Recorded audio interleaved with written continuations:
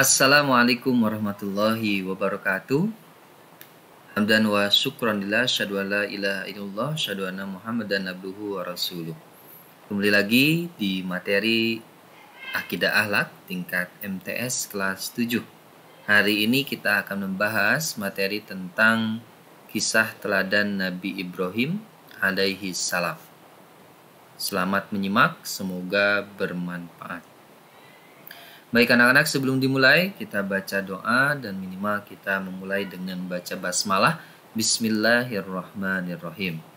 Dan untuk selanjutnya kita akan mencoba membahas materi tentang kisah teladan dari seorang nabi yang memiliki nama yaitu Ibrahim. Nah, bagaimana kisahnya kita akan pelajari lebih dalam.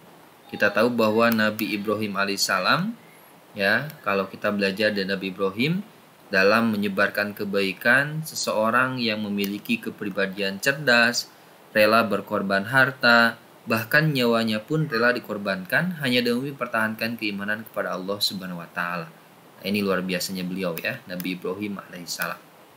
Baik, kita langsung ke materinya saja anak-anak.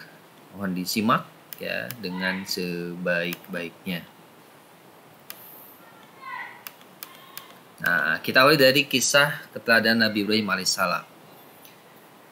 Nabi Ibrahim lahir pada tahun 2295 sebelum Masehi di Mosul. Beliau adalah putra Azar atau Tarih bin Tahur bin Saruj bin Ra'u bin Falij bin Abir bin Salih bin Arfashad bin Sam bin Nuh alaihissalam.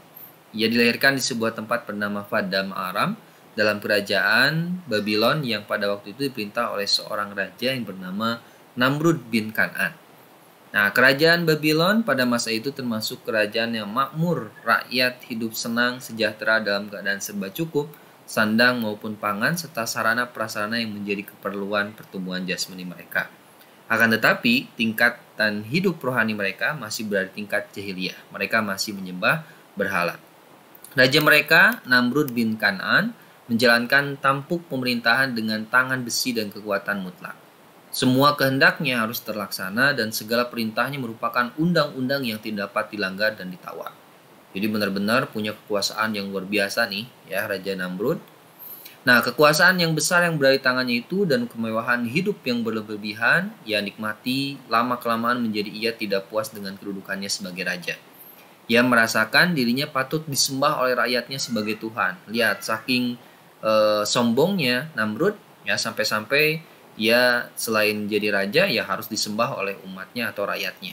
Ia berpikir jika rakyatnya mau dan rela menyembah patung-patung yang terbuat dari batu yang tidak dapat memberi manfaat dan mendatangkan kebahagiaan bagi mereka, mengapa bukan dia yang disembah sebagai Tuhan? Jadi sebenarnya dia sendiri pun ngeh ya, kenapa berhala yang tidak memberikan manfaat tapi ternyata harus disembah. Ya udah, lebih baik saya saja yang harus disembah katanya. Di tengah-tengah masyarakat yang sedemikian buruknya, maka lahir dan dibesarkanlah Nabi Ibrahim. Dari seorang ayah yang bekerja sebagai pemahat dan pedagang patung, ia sebagai calon rasul dan pesuruh Allah yang akan membawa pelita kebenaran kepada kaumnya. Nah, jauh-jauh telah diilhami akal sehat dan pikiran tajam, serta kesadaran bahwa apa yang telah diperbuat oleh kaumnya, termasuk ayahnya sendiri adalah perbuatan yang sesat. Jadi Nabi Ibrahim pun di waktu kecil, sampai remaja, dia sudah kritis ya, menganggap apa yang dibiasakan oleh rakyat dan ayahnya sendiri pada saat itu sudah melenceng. Semasa remaja, Nabi Ibrahim sering disuruh ayahnya keliling kota menjajakan patung-patung buatannya. Namun karena iman dan tauhid yang telah diilhamkan oleh Tuhan, yaitu Allah, ia tidak bersemangat untuk menjajakan barang-barang itu. Bahkan secara mengejek, ia menawarkan patung-patung ayahnya kepada seorang pembeli dengan kata-kata, "Siapakah yang akan membeli patung-patung yang tidak berguna ini?" Nabi Ibrahim ingin melihat bagaimana makhluk yang sudah mati dihidupkan kembali oleh Allah. Nabi Ibrahim yang sudah berketetapan hati hendak memerangi syirik dan persembahan berhala yang berlaku dalam masyarakat kaumnya, ingin lebih dahulu mempertebal iman dan keyakinannya. Allah Subhanahu wa taala memperkenankan permohonan Nabi Ibrahim, lalu ia diperintahkan menangkap 4 ekor burung. Lalu setelah memperhatikan dan meneliti bagian tubuh-tubuh itu, memotongnya menjadi berkeping-keping, mencampur baurkan kemudian tubuh burung yang sudah hancur ulu dan bercampur baur itu diletakkan di atas puncak setiap bukit. Jadi sudah dipisah-pisah tuh, sudah dicincang-cincang burung itu dari 4 bukit yang letaknya berjauhan satu dari yang lain. Nah, setelah dikerjakan apa yang telah disyaratkan oleh Allah, diperintahnya lah Nabi Ibrahim memanggil burung-burung yang sudah terkoyak-koyak tubuhnya. Dan Ibrahim terpisah jauh tiap bagian tubuh burung-burung itu dari bagian yang lain. Dengan izin Allah yang Maha Kuasa, datanglah berterbangan 4 ekor burung itu dalam keadaan utuh bernyawa seperti sedia kala.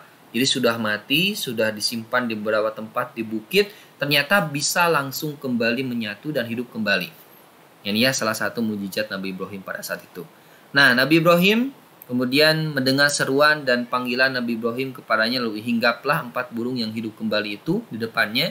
Dilihat dengan mata kepalanya sendiri sebagaimana Allah yang Maha Berkuasa dapat menghidupkan kembali makhluknya yang sudah mati. Sebagaimana dia menciptakan dari sesuatu yang tidak ada, dan dengan demikian tercapailah apa yang diinginkan oleh Nabi Ibrahim untuk menetapkan hatinya dan menghilangkan kemungkinan ada keraguan dalam iman dan keyakinannya. Bahwa kekuasaan dan kehendak Allah tidak ada sesuatu pun di langit dan bumi yang dapat menghalangi atau menentangnya, dan hanya kata kun yang difirmankan oleh Allah, maka terjadilah apa yang dikehendaki. Itu ya beberapa cerita tentang Nabi Ibrahim pada saat itu. Ayah Nabi Ibrahim menyembunyikan beliau di hutan untuk menyelamatkan Bani Ibrahim dari pasukan Raja Namrud. Saat Nabi Ibrahim alaihissalam mulai tumbuh besar, beliau mulai berpikir kenapa masyarakat menyembah berhala, padahal berhalanya hanya benda mati yang terbuat dari batu. Nah, Nabi Ibrahim mencari Tuhannya. Nah, ini ya kisah Nabi Ibrahim mencari Tuhannya. Pada masa Nabi Ibrahim alaihissalam, kebanyakan rakyat di Mesopotamia, yaitu sekarang Irak, beragama politeisme, yaitu menyembah lebih dari satu Tuhan. Dewa bulan dan Sin merupakan salah satu berhala yang paling penting zaman itu. Sewaktu kecil, Nabi Ibrahim sering melihat ayahnya melakukan ritual menyembah berhala.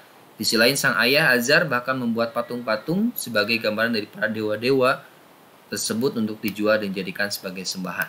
Dalam Al-Quran ya ada dijelaskan, Quran surat Al-An'am 76 dan 78 dikisahkan, ketika malam telah gelap, dia melihat sebuah bintang. Lalu dia berkata, inilah Tuhanku. Tetapi tatkala bintang itu tenggelam, dia berkata, saya tidak suka kepada yang tenggelam. Jadi melihat bulan, ternyata melihat bintang, ternyata bintang pun sedikit demi sedikit ya seiring dengan waktu malam akhirnya tenggelam juga. Kemudian saya tidak suka kepada yang tenggelam, yaitu kepada bintang. Kemudian tatkala dia melihat bulan terbit, dia berkata, oh ini adalah Tuhanku.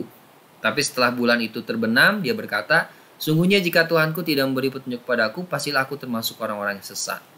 Kemudian tatkala ia melihat matahari, jadi bulan sudah tidak ada, matahari pun terbit. Inilah Tuhanku, ini yang lebih besar. Tatkala matahari terbenam, dia berkata, hai kaumku, sungguhnya aku berlepas diri dari apa yang kamu persekutukan. Ayat menceritakan tentang Nabi Ibrahim dalam mencari Tuhannya. Inilah daya logika yang dianugerahkan kepada beliau dalam menolak agama, persembahan langit yang dipercayai kaumnya serta menerima Tuhannya. Nah, masma dakwah Nabi Ibrahim dalam menjalankan dakwahnya, beliau memang tidak mudah ya, dihadang, kemudian persoalan berat, masa jahiliyah, masa keserakahan, keburukan umat manusia terbesar pada saat itu.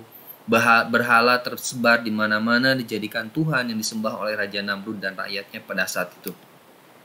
Nah, suatu ketika Nabi Ibrahim pun menghancurkan semua berhala-berhala yang dimiliki oleh Raja Namrud dan rakyatnya pada saat itu. Ya, dengan sebuah kapak, lalu beliau menyisakan satu berhala dan sengaja menaruh kapak sebagai kalung berhala tersebut. Setelah Raja Namrud dan pengikutnya kembali ke negerinya, Raja Namrud sangat marah mengetahui kejadian tersebut. Raja langsung menuduh Nabi Ibrahim sebagai pelakunya karena Raja tahu bahwa beliau tidak suka terhadap berhala-berhala itu. Nah, Raja memerintahkan untuk Nabi Ibrahim dibawa ke hadapannya untuk dihukum. Nah, akhirnya Nabi Ibrahim tidak mengaku ialah yang menghancurkan berhala-berhala itu. Dan kecerdasan Nabi, beliau berkata bahwa berhala besarlah yang berkalung kapak itulah yang menghancurkan berhalanya. Jadi bukan Nabi Ibrahim. Raja Namrud tertawa dan mengatakan bahwa tidak mungkin berhala batu bisa melakukan hal seperti itu. Dari situlah Nabi lalu mengatakan bahwa berhala yang tidak bisa melakukan apa-apa, kenapa harus disembah? Ini menjadi pertanyaan yang menohok ya Raja Namrud pada saat itu. Nah, Raja Namrud pun semakin marah. Raja memerintahkan pasukannya untuk membakar beliau hidup-hidup. Nah, Nabi diikat di tengah tumpukan kayu, lalu Raja memerintahkan untuk menghidupkan api. api yang begitu sangat besar. Tapi mujizat Allah, api itu dirasakan oleh Nabi Ibrahim itu menjadi dingin, tidak panas. Kisah lain, Nabi Ibrahim pun diuji dengan mengorbankan anaknya itu Ismail. Jadi Nabi Ibrahim ini punya seorang istri, sudah lama tidak punya anak, menikah lagi dengan Siti Hajar, akhirnya memiliki anak itu Ismail. Nah, baru kemudian beberapa saat saja ternyata ada perintah untuk menyembelih ya anaknya untuk dikorbankan. Nah, Nabi Ibrahim pun rela dan ikhlas untuk mengorbankan anaknya hingga Allah menggantikan dengan sembelihan yang besar, yaitu dengan domba yang begitu sangat besar pada saat itu. Apa sih keteladanan yang bisa kita lihat dari Nabi Ibrahim? Yang pertama, keteladanan dalam hal mencari dan meyakini Allah sebagai Tuhan patut disembah menjadi tujuan ibadah. Jadi jangan sampai kita menyembah kepada selain Allah. Yang kedua, menaati perintah Allah dalam menjalankan dakwah di tempat lainnya dengan meninggalkan Siti Hajar dan Ismail di Mekah. Jadi karena perintah Allah, istri dan anaknya pun ditinggalkan. Lebih mementingkan perintah Allah. Yang ketiga, keteladanan keberaniannya ketika ingin mereformasi, merubah masyarakatnya dan penguasanya dari penyembah kepada materi benda dan berhala kepada mengisahkan Allah. Nah, itulah beberapa hal yang menjadi keteladanan dari Nabi Ibrahim alaihissalam yang bisa kita ambil contoh. Ya, bahwa beliau begitu sangat ikhlas, ridho terhadap perintah Allah, dan beliau pun begitu sangat luar biasa yang harus kita contoh dari materi kita hari ini. Itu saja anak-anak, mudah-mudahan bermanfaat materinya ya, terus dipelajari, disimak ya agar mendapatkan manfaat dan terlebih kita bisa meneladani apa yang dicontohkan oleh Nabi Ibrahim alaihissalam. Sekian, assalamualaikum warahmatullahi wabarakatuh.